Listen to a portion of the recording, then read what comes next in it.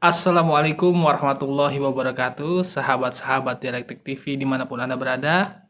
Jumpa lagi dengan saya. Kali ini kita akan membahas tentang hal-hal yang bersifat Islami, karena kita sedang dalam suasana puasa di bulan Ramadan ya. Jadi harus eh, membuat konten-konten yang bisa membangkitkan spiritualitas. Baik, saya di sini akan membahas tentang fenomena bahwa masyarakat kita ini sangat senang untuk mengurusi dosa-dosa orang. Padahal dosa itu adalah urusan pribadi seseorang dengan Tuhannya, dengan Allah Subhanahu wa taala. Apabila seseorang itu berbuat dosa, misalnya merugikan orang lain, itu ada mekanismenya, dalam artian ini hukum. Tapi kita lihat sekarang di media sosial, banyak orang menghujat seorang pendosa. Alasannya inilah, melakukan perselingkuhan lah, korupsi lah, merampok lah, segala macam. Lalu mereka menghujat, menghina orang tersebut. Walaupun orang tersebut sudah dihukum secara hukum yang berlaku di negara ini, masih dihujat dengan hukuman sanksi sosial, yaitu dengan hujatan. Nah, itulah menurut saya hal tersebut sangat tidak mencerminkan akhlakul karimah. Karena seseorang yang sudah dihukum secara hukum negara, misalnya di penjara, lalu dikembali ke masyarakat, itu tidak boleh lagi dihina. Karena dia sudah menjalani hukum yang berlaku di negara kita. Nah, disinilah saya akan membahas tentang cerita banyak orang-orang yang dulunya seorang pendosa, kemudian mendapatkan hidayah dari Allah Subhanahu wa taala sehingga menjadi seorang waliullah. Yang pertama adalah kisah tentang sahabat Nabi Muhammad SAW, yaitu Umar bin Khattab, yang saat itu ingin sekali membunuh Nabi Muhammad SAW. Tapi Nabi Muhammad selalu berdoa, ya Allah jadikanlah Umar dan salah satunya Abu Jahal untuk bergabung kepada Islam, agar Islam menjadi kuat. Dan ternyata Allah mengijabah doa Umar bin Khattab. Jadi Umar bin Khattab mendapatkan hidayah sehingga ia bergabung ke dalam Islam. Dan itu bukan karena dakwah, bukan karena ceramah, tapi karena dengar bacaan Quran dari adik perempuannya. Nah, disitulah hidayah kita tidak tahu. Padahal saat itu Umar bin Khattab adalah orang yang sangat terobsesi untuk membunuh Nabi Muhammad SAW. Tapi beliau mendapatkan hidayah. Dan itulah menunjukkan bahwa hidayah itu bisa terjadi dan bisa didapatkan oleh siapapun yang Allah kehendaki. Lalu yang kedua ada juga kisah seorang zahid ya, seorang sufi perempuan bernama Robiatul Adawiyah. Robiatul Adawiyah ini dulunya adalah seorang perempuan penghibur, jadi suka menari-nari dengan pakaian yang seksi ya, pakaian yang menggoda syahwat laki-laki. Nah, mungkin kalau kita lihat sekarang ya namanya striptease lah ya kalau di saat ini ya. Kalau kita lihat sekarang perempuan-perempuan, majalah-majalah seperti Playboy ya, atau majalah-majalah lain lah yang yang model-modelnya menggunakan pakaian-pakaian terbuka. Mungkin kita akan menganggap wah ini orang-orang pendosa nih, orang-orang ahli neraka lah seperti itu. Tapi kemudian hal tersebut tidak boleh kita lakukan. Bisa jadi hari ini mereka ya melakukan perbuatan dosa, tapi mungkin suatu saat, entah tahun depan, besok atau kapan, mereka dapat hidayah, lalu mereka diangkat derajatnya sehingga bisa lebih mulia daripada orang-orang yang menghujat para pendosa tersebut atau perempuan-perempuan yang berpakaian seksi tersebut. Dan ini yang terjadi pada Robiatul Adawiyah. Ketika beliau mendengarkan ucapan seorang syekh yang sangat singkat saat itu, akhirnya beliau terenyuh dan memutuskan untuk bertaubat. Nah, ketika Robiatul Adawiyah itu memutuskan untuk bertaubat, majikannya itu tidak setuju. Karena tarian-tarian seksinya Robiatul Adawiyah ini menghasilkan uang, banyak penggemarnya. Kalau sampai dia tidak mau menari, maka kan majikannya ini akan kekurangan pendapatan. Akhirnya Robiatul Adawiyah dimasukkan ke dalam suatu ruangan, ke dalam kamar, dan dikunci selama beberapa hari. Dan tidak diberi makan, tidak diberi minum. dan sampai dia memutuskan menyerah dan kembali mau bekerja. Dan ternyata Rabi'atul Adawiyah tetap bulat tekadnya untuk bertaubat. Dan beliau banyak beribadah di dalam ruangan tersebut. Dan sampai akhirnya majikannya penasaran, jangan-jangan Robiah ini sudah meninggal.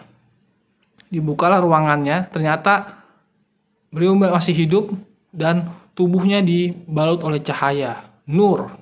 Lalu majikan itu bilang, terserah, sekarang kamu masih mau tetap di sini atau pergi. Akhirnya Rabi'atul Adawiyah memutuskan untuk pergi. Dan beliau pergi ke Tanah Suci, dan saat itu mengendarai seekor keledai ya. Nah, keledainya sempat mati di tengah jalan, lalu Rabi'atul Adawiyah berdoa, ya, tapi kenapa engkau membunuh keledaiku? Kemudian dengan doanya Rabi'atul Adawiyah tersebut, keledai tersebut bangun lagi dan kemudian mengantarkan Robiah sampai ke Tanah Suci. Nah, ini kan menunjukkan bahwa beliau mendapatkan karomah dengan seketika diangkat menjadi seorang waliullah dalam seketika, ya, padahal selama bertahun-tahun ia dianggap sebagai seorang pendosa. Nah, kemudian Rabi'atul Adawiyah ini terkenal dengan makomnya itu al-mahabbah, yaitu tingkat kecintaan kepada Allah Subhanahu wa taala. Bahkan beliau mengatakan bahwa kalau aku beribadah karena menginginkan surga, jauhkan aku dari surga. Kalau aku beribadah karena aku takut neraka, maka masukkan aku ke dalam neraka. Tapi kalau aku beribadah semata-mata karena ingin memandang wajahmu, maka bukalah hijab-hijab yang menghalangiku. Nah, ini kan sangat luar biasa, saking cintanya kepada Allah Subhanahu wa taala. Bahkan Rabi'atul Adawiyah itu pernah membawa obor dan ember berisi air. Ditanya, ingin kemana? Aku membawa obor ini untuk membakar surga, agar aku beribadah bukan karena menginginkan surga. Lalu ember itu untuk apa? Ember ini aku gunakan untuk menyiram neraka, agar aku beribadah bukan karena takut terhadap neraka.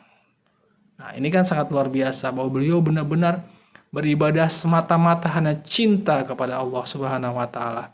Dan dikatakan bahwa Rabi'atul Adawiyah ini memiliki 70.000 murid.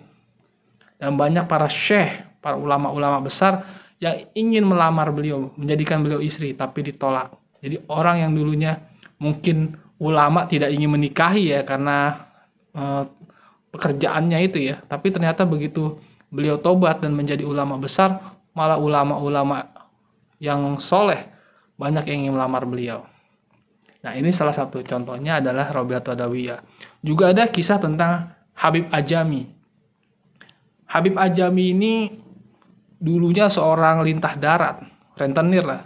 Jadi suka meminjamkan uang kepada orang, lalu dengan bunga yang sangat besar. Jadi julukannya lintah darat kalau saat itu. Kemudian Habib Ajami ini bertobat dan berguru kepada Imam Hasan al-Basri. Dan ketika berguru pada Imam Hasan al-Basri, beliau baca Qur'annya ini tidak fasih. Jadi Imam Hasan al-Basri ini agak emosi lah mengajari Habib Ajami dalam membaca Qur'an karena tidak fasih. Sampai beliau akhirnya berjalan di suatu daerah, banyak anak-anak kecil, awas ada lintah darat, jangan sampai debu-debunya mengenai baju kita. Itu saking dianggap hinanya oleh anak-anak kecil. Tapi Habib Ajami justru terus bertobat kepada Allah Subhanahu wa taala, membersihkan hati, memohon ampun terhadap dosa-dosa yang selama ini ia lakukan. Bahwa selama ini dia sering menzolimi orang, memberikan hutang dengan bunga yang besar. Dan kemudian apa yang terjadi? Saat Hasan al-Basri pernah dikejar-kejar oleh lawan politiknya, Habib Ajami bilang, masuk saja ke dalam rumahku. Lalu Imam Hasan al-Basri bilang, jangan beritahu aku ada di sini. Lalu rombongan orang yang ingin membunuh Hasan al-Basri bertanya, apa kamu lihat Hasan Basri di sini? Iya, dia ada di dalam rumah. Lalu orang-orang tersebut masuk dan tidak menemukan Imam Hasan al-Basri. Lalu Imam Hasan al-Basri bertanya, mereka tuh sudah lewat-lewat depan saya, sudah memegang-megang saya, tapi mereka tidak bisa melihat saya. Tapi kenapa engkau memberitahu kalau saya tuh ada di dalam? Dikatakan bahwa aku tidak mau berbohong, aku katakan saja engkau di dalam, tapi aku berdoa kepada Allah agar engkau tidak bisa dilihat oleh mereka. Sampai begitunya Allah menurunkan karomah kepada Habib Ajami karena sering bertaubat kepada Allah terhadap dosa-dosanya. Dan diriwayatkan juga Habib Ajami ini depan gurunya Imam Hasan Al-Basri, beliau berjalan di atas air. Imam Hasan Al-Basri kemudian pingsan melihat muridnya tersebut bisa berjalan di atas air. Ditanya, bagaimana kamu bisa mendapatkan karomah seperti ini? Habib Ajami mengatakan bahwa di saat para ulama menghitamkan kertas, aku memutihkan hati. Maksudnya di saat para ulama-ulama itu sibuk untuk membuat kitab, mengajarkan waktu menulis kitab, Habib Ajami sibuk memutihkan hati, sibuk bertobat, sibuk menyesali terhadap dosa-dosa yang dia lakukan, sehingga hatinya bersih dan Allah menurunkan karomah kepadanya bisa berjalan di atas air. Nah, ini salah satu contoh. Juga ada kisah tentang ulama besar bernama Syekh Abu Bakar Adeni. Suatu saat Syekh Abu Bakar Adeni ini kan beliau seorang waliullah. Rumahnya ini dimasuki oleh maling. Malingnya ini salah masuk. Dia tidak tahu nih kalau ini tempatnya seorang waliullah. Dilihatlah wali tersebut sedang Syekh Abu Bakar sedang sholat sunnah. Kemudian maling tersebut bersembunyi di kolong meja sampai menunggu Syekh Abu Bakar Adeni itu tidur. Tapi ternyata sampai malam tidak tidur-tidur. Terus beribadah. Maling ini menunggu tidak tidur, masih terus sholat, masih terus ibadah. Sampai akhirnya datanglah dari jendela itu 2 orang waliullah yang terbang. Jadi tidak berjalan tapi terbang lewat jendela. Maling ini makin ketakutan. Lalu 2 waliullah ini berkata, "Ya Syekh Abu Bakar Adeni, telah si fulan seorang waliullah hari ini telah meninggal dunia. Dan kita butuh seorang waliullah lagi di daerah ini. Kira-kira siapakah kandidat yang engkau rekomendasikan kepada kami?" Lalu Syekh Abu Bakar Adeni bilang, "Ada, saya punya kandidat." Lalu dipanggil, "Hei maling yang ada di kolong meja, keluar." Akhirnya maling tersebut keluar dan dibilang, "Kamu ingin menjadi wali tidak?" Maling tersebut, "Apa bisa saya jadi wali?" "Bisa, sekarang kamu mandi, wudhu, lalu sholat dan bertobat." Lalu maling tersebut bertobat kepada Allah Subhanahu wa Ta'ala terhadap dosa-dosanya. Lalu 2 waliullah tersebut bersama dengan Syekh Abu Bakar Adeni ini mendoakan maling tersebut agar menjadi seorang waliullah. Masuk ke rumah menjadi maling, keluar jadi wali. Nah, ini salah satu hal yang menunjukkan bahwa kita tidak boleh meremehkan orang. Nah, Syekh Abu Bakar Adeni ini adalah seorang wali yang besar. Bahkan dulu ketika beliau masuk ke kota Aden itu banyak wali-wali yang karomahnya bagus. Dan beliau sempat ditolak untuk masuk ke daerah tersebut katanya. Di sini sudah banyak ulama besar lah. Buat apa kamu ke sini? Kalau kamu ingin berdakwah di sini, mengajar di sini, tunjukkanlah karomahmu, katanya. Lalu Syekh Abu Bakar Adeni berdoa, "Ya Allah, turunkanlah hujan susu." Akhirnya turunlah hujan warna putih dan ternyata itu susu. Dan itu sudah 5 abad sampai sekarang susu tersebut katanya belum basi. Ini salah satu karomah yang pernah dimiliki oleh Syekh Abu Bakar Adeni. Salah satunya adalah juga mendoakan maling tersebut hingga menjadi seorang waliullah. Artinya, kita tidak tahu akhir hidup seseorang. Kita tidak boleh sembarangan untuk merendahkan makhluk-makhluk Allah, siapapun itu. Mau dia ahli maksiat, mau dia seorang, mohon maaf, perempuan yang pekerjaannya mengumbar hawa nafsu atau aurat, kita tidak boleh merendahkan.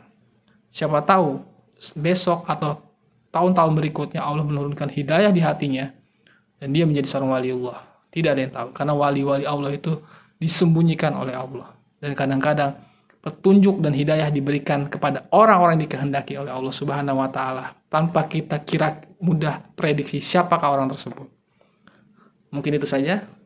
Semoga bermanfaat untuk sahabat-sahabat Dialektik TV dimanapun Anda berada. Sekian dari saya. Wallahul muwaffiq ila aqwamit thoriq. Wassalamualaikum warahmatullahi wabarakatuh.